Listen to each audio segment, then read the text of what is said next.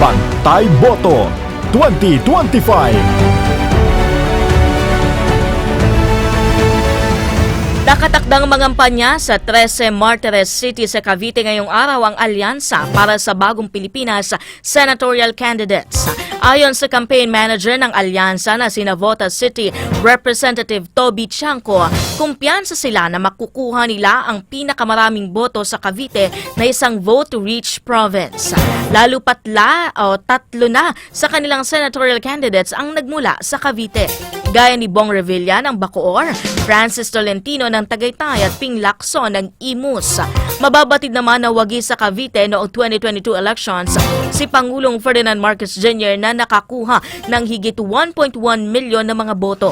Samantala nakatakda namang mangampanya ang alyansa sa Laguna bukas. Newsline. Samantala nangampanya naman sa Lucena City sa Quezon Province sina senatorial candidates Bam Aquino at Kiko Pangilinan noong Huwebes. Muling ibinida ng dalawa ang kanilang mga panukala nung senador pa sila gaya po ng free college education.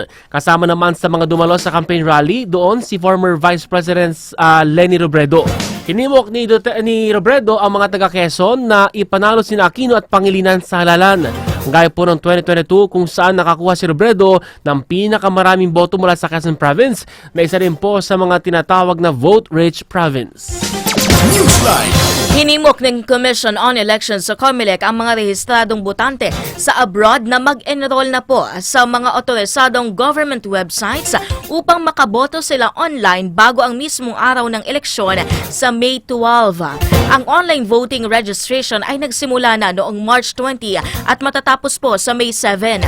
Maaring makaboto ang mga Pinoy sa ibang bansa sa pamamagitan ng mga pre-voting enrollment links na nasa website ng COMELEC at Department of Foreign Affairs.